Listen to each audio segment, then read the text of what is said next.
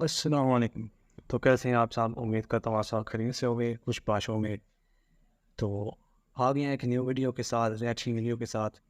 آج کا ہمارا ٹاپک ایک اسلامک ویڈیو ہے، انفارمیٹک ویڈیو ہے۔ بیسیکلی مجھے اس طرح بھی انفارمیٹک ویڈیو کافی اچھی لگتی ہیں۔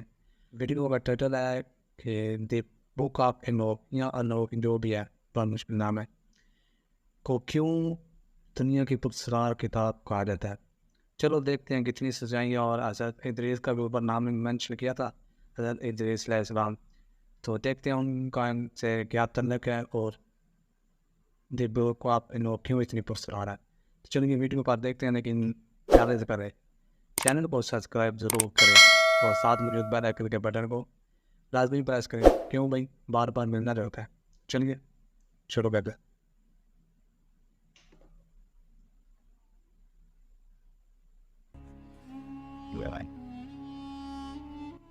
بسم اللہ الرحمن الرحیم۔ السلام علیکم ناظرین محترم، حضرت ادریس علیہ السلام، جنہوں نے اس دنیا میں سب سے پہلے قلم، کپڑے اور ہتھیار بنا کر انسانیت کے لیے ترقی کی راہ ہموار کی، لیکن آپ پر جو صحیفے نازل ہوئے جسے بابل سے الگ کیوں کر دیا گیا؟ دا بک آف انوک ایک ایسا صحیفہ جو شاید دنیا کی سب سے پراسرار کتابوں میں سے ایک کتاب ہے، کیونکہ اس کتاب میں اس کائنات کی پیدائش، حضرت آدم علیہ السلام کے زمانے کے پراسرار کہانیاں اور ایسے راز لکھے ہیں جو شاید ہماری پڑھی گئی تاریخ سے میل نہیں کھاتے۔ جائنٹس، علم نجوم، پورٹلز اور خلائی مخلوق سے حضرت ادریس علیہ السلام کا جنگ کرنا، یہ تمام چیزیں اس کتاب کو مزید پراسرار بنا دیتی ہیں۔ کیا واقعی آپ علیہ السلام نے خلائی مخلوق سے جنگ کر کے انسانیت کو بچایا تھا؟ اسلامی روایات اس کے متعلق کیا کہتی ہیں؟ کیا ماڈرن سائنس کا سب سے بڑا سوال ایلینز اور پورٹلز کا آپ علیہ السلام کی زندگی اور دور سے کوئی تعلق ہے؟ ناظرین محترم، حضرت ادریس علیہ السلام اللہ کے تیسرے پیغمبر تھے، جو حضرت آدم علیہ السلام اور شیش علیہ السلام کے بعد نبوت کے منصب پر فائز ہوئے۔ آپ کی پیدائش قدیم شہر بابل میں ہوئی۔ روایتوں کے مطابق حضرت ادریس نے دنیا میں لوگوں کو سب سے پہلے لکھنا، پڑھنا اور تعلیم حاصل کرنے کا درس دیا۔ آپ علیہ السلام کا زیادہ تر وقت درس و تبلیغ میں گزرتا تھا، چنانچہ لوگ آپ کو ادریس یعنی درس دینے والا کہا کرتے تھے۔ آپ علیہ السلام حضرت شیش علیہ السلام کی پانچویں نسل سے تعلق رکھتے تھے۔ مورخین کے مطابق حضرت ادریس حضرت آدم کے 500 سال بعد اور حضرت نوح علیہ السلام سے 1000 سال پہلے پیدا ہوئے۔ حضرت آدم علیہ السلام کے بیٹے حضرت شیش کا انتقال ہوا تو کچھ عرصے بعد ان کے پیروکار بہت کم تعداد میں باقی رہ گئے۔ قبائل کی اولاد نے کفر و شرک، بدکاری، بے حیائی کا بازار گرم کر رکھا تھا۔ زناکاری اور شراب نوشی عام تھی۔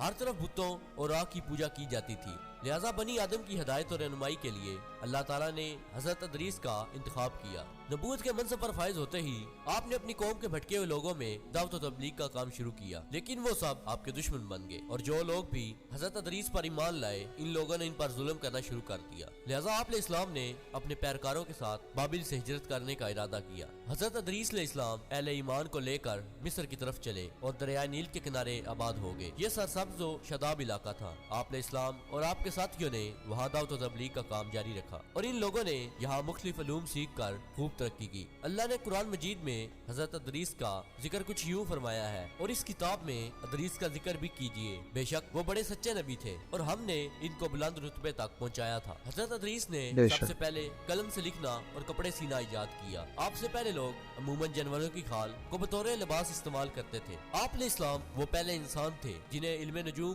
اور علم الحساب یعنی ایسٹرولوجی اور میتھمیٹکس کا علم عطا کیا گیا تھا۔ کہا جاتا ہے کہ آپ علیہ السلام کو بہت ساری زبانوں کا علم تھا، اور دنیا کی تمام قدیم بنیادی زبانیں مثلاً عربی، سریانی، لاطینی، یونانی، عبرانی اور مصری زبان کی بنیاد آپ نے ہی رکھی تھی۔ آپ علیہ السلام پر 30 صحیفے نازل ہوئے جو اس وقت کے لوگوں کے لیے رہنمائی تھی۔ آپ علیہ السلام نے ہی اسلحہ اور ہتھیار بنانے کے فن کو عام کیا۔ مورخین نے لکھا ہے کہ چونکہ بنی قبائل بار بار آپ کے علاقے پر حملہ کیا کرتے تھے، لہٰذا آپ نے اسلحہ بنایا اور ان سے کئی بار خون ریز جنگ بھی لڑی۔ آپ علیہ السلام نے 365 سال کی عمر پائی تھی۔ علماء، مفکرین اور بہت سے تابعین کا یہ قول ہے کہ حضرت ادریس علیہ السلام کو زندہ آسمان پر اٹھا لیا گیا تھا، اور چوتھے آسمان پر آپ علیہ السلام کی روح قابض کی گئی، جہاں نبی کریم صلی اللہ علیہ وآلہ وسلم نے معراج کی رات آپ سے ملاقات کی تھی۔ مشہور مصنف جمال الدین تفریدی نے لکھا ہے کہ عراق اور عراق کے سرحدی علاقوں میں التما نامی ایک قوم آپ علیہ السلام کی باقی قوم میں سے ہے، جو صحابیین کی ایک شاخ ہے۔ یہ لوگ خود کو ادریسی मजूसी कहते हैं। ये लोग पंखा सितारे बंद करना को पड़ता है अपनी वरना दीनी इस रसूमात आवाज़ का जो है ना मक़सद समझते वो हैं और अपनी रिकॉर्डिंग ईदें और साफ नहीं कुर्बानियाँ होती। सितारों के अरूज और रजू के वक्त के मुताबिक मुकर्रर करते हैं। कुरान और हदीस के अलावा हजरत अदरीस अलैहिस्सलाम की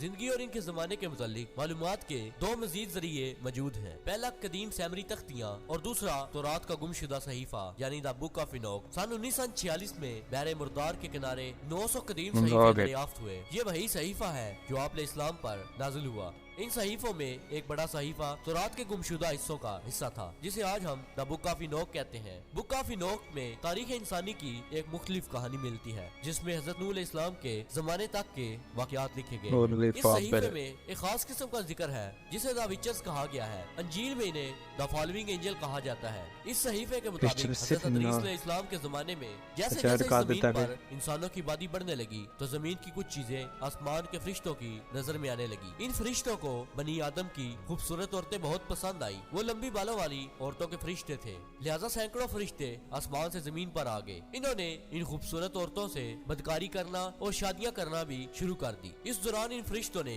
इंसानों को इल्म नजूम और सितारों का इल्म सिखाया। इन औरतों ने जब अपने बच्चों को जन्म दिया तो वो इंसान नहीं थे बल्कि अजीबो गरीब देव हैकल मखलूक थी यानी जॉइंट्स थे जिन्हें बाइबल में नेफिलियम भी कहा जाता है। ये तो मुझे तरह तरह का रिश्ते जो है वो पाक होते हैं, जगह मिलता है। उनके अंदर ये जज्बात ये सारी चीजें नहीं होती करना चाहते थे और इंसानों को अपने ताबे करने की ख्वाहिश रखते थे। दरअसल अहले किताब यहूदा नसारा का ये अकीदा है कि इब्लीस एक फरिश्ता था और इसने जब अल्लाह की नाफरमानी की तो वो मरदूद होकर इब्लीस बन गया, जबकि कुरान और हदीस के मुताबिक इब्लीस फरिश्ता नहीं बल्कि एक जिन था। लिहाजा इस गलत अकीदे की बुनियाद पर तौरात और ईसाई लिटरेचर में इन मखलूक को फरिश्ता लिखा गया है, जबकि फरिश्ते अल्लाह के हुक्म के ताबे होते हैं, ना ही वो नाफरमान होते हैं और ना ही गुनाह कर सकते हैं। वक्त गुजरने के साथ साथ जमीन पर इन विचर्स की आबादी बढ़ती चली गई। इन्होंने इंसानों और जानवरों को खाना शुरू कर दिया और जमीन पर खूब फसाद हुआ। खुदा ने जमीन पर एक फरिश्ता भेजा। अच्छा, मुझे लगता है ये विचर सीरीज जो है वो इंसानों को इसी से निकाली हो, इस फरिश्ते ने कोई आइडिया वगैरह आ गया हो, सियारे और ये झूठी कहानियां सुन के। जब विचर्स के जराइम हद से ज्यादा बढ़ गए तो अल्लाह की तरफ से इन पर अजाब नाज़िल करने का फैसला हुआ। लिहाजा वो विचर्स हजरत अदरीस अलैहिस्सलाम के पास आए। इन्होंने अल्लाह से आपकी सिफारिश करवाई, लेकिन आप अलैहिस्सलाम की सिफारिश कबूल ना की गई और आसमान से जिब्राइल और मिकाइल की फौज नाज़िल हुई। इस फौज ने इनको जमीन की तह में दफन कर दिया जहाँ वो 70 नस्ल या क़यामत तक यूं ही दफन रहेंगे। हजरत अदरीस अलैहिस्सलाम का जिक्र कदीम सैमरी तख्तियों में भी मिलता है। इन सैमरी टैबलेट्स के मुताबिक खनूक के दौर में आसमान के रास्ते से इस जमीन पर दूसरी मखलूक आई थी जिनका नाम एनोनाकी था। सैमरी ने खुदा मानते और इनकी पूजा किया करते थे। मॉडर्न रिसर्चर के मुताबिक एनोनाकी दरअसल एरियंस की एक नस्ल थी और इस जमीन पर आई थी। एनोनाकी ने ही इंसानों को मेटल प्रोसेसिंग और माइनिंग का काम सिखाया। इसके अलावा एस्ट्रोनॉमी, साइंस, मैथमेटिक्स और कॉस्मेटिक का इस्तेमाल भी सिखाया, जिसकी वजह से इंसानी तहजीब परवान चढ़ी। इसराइली रवायात, सहीफा एनोक और सैमरीन टैबलेट्स के साथ अगर इस्लामी रवायात को जोड़ा जाए तो हजरत अदरीस अलैहिस्सलाम के दौर एक ऐसा खाका बनता है जिससे दूसरे सियारे पर खलाई मखलूक की मौजूदगी और पोर्टल्स की मौजूदगी साबित होती है। ऐन मुमकिन है कि वो फॉलन एंजल्स और विचर्स, एनोनाकी कोई खलाई मखलूक हो जो दूसरे प्लेनेट से हमारी जमीन पर हमलावर हुए हों और जिनसे आप इस्लाम ने जंग की और इंसानी तहजीब को बचाया। क्या जदीद साइंस जिस पोर्टल और एलियन की थ्योरीज पेश करती है, ये तमाम चीजें हजरत अदरीस के दौर की टेक्नोलॉजी थी। कुरान और हदीस की जदीद साइंसी ताबीर क्या नए नए राजों पर पर्दाफाश करने वाली है। नाज़रीन मोहतरम, आज के लिए बस इतना ही। उम्मीद करते हैं आपको हमारी ये वीडियो पसंद आई होगी। मिलते हैं इंशाल्लाह एक नई दिलचस्प वीडियो के साथ, तब तक के लिए अल्लाह हाफिज।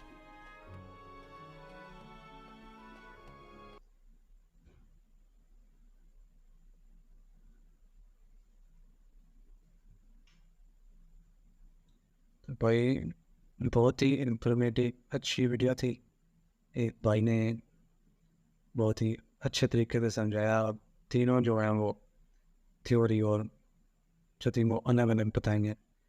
तो वही इस भाई के चैनल का लिंक नीचे मैं दे देता हूँ, वहाँ से जब लिंक इनका ओपन करें और इनके चैनल विजिट करें। बहुत अच्छी वीडियो बनाते हैं। तो हमारे चैनल को भी सब्सक्राइब कर दें और साथ में जो बेल आइकन के बटन को लाजमी प्रेस कर दें ताकि इंशाल्लाह हम कभी भी ऐसी वीडियो इंफॉर्मेटिव वीडियो पर रिएक्शन देते रहेंगे और आपसे मिलते रहेंगे। तो आज के लिए इतनी काफ़ी, अल्लाह हाफ़िज़।